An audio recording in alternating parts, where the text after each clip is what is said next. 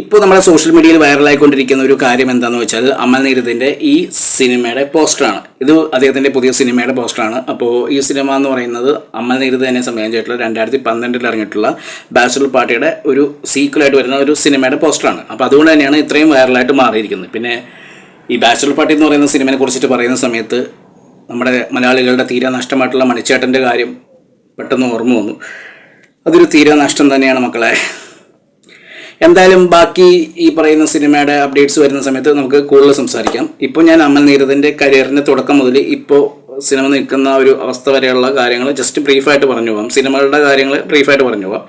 അദ്ദേഹത്തിൻ്റെ കരിയർ തുടങ്ങുന്നതിന് 2004 ബ്ലാക്ക് എന്ന് പറയുന്ന ഒരു സിനിമയാണ്. പിന്നെ 2005, 2006 കാലഘട്ടങ്ങളിൽ നമ്മുടെ രാം ഗോപാൽ വർമ്മയുടെ സിനിമകളിൽ വർക്ക് ചെയ്തിട്ടുണ്ട്.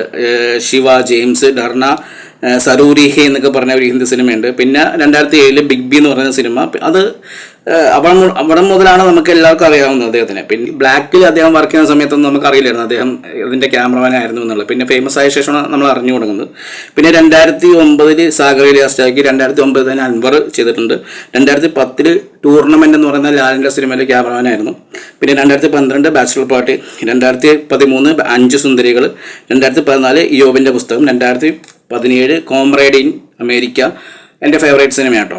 പിന്നെ 2018 വരുത്തൻ, 2020 ട്രാൻസ്, 2022 ഭീഷ്മോർവധം, 2024 ബോഗെയിൻ വില്ല എന്ന് പറയുന്ന ലാസ്റ്റ് സിനിമ. എന്തായാലും ഇപ്പോൾ വരുന്ന സിനിമ ഒരു ഗംഭീര സിനിമയാവട്ടെ എന്ന് ആശംസിക്കുന്നു.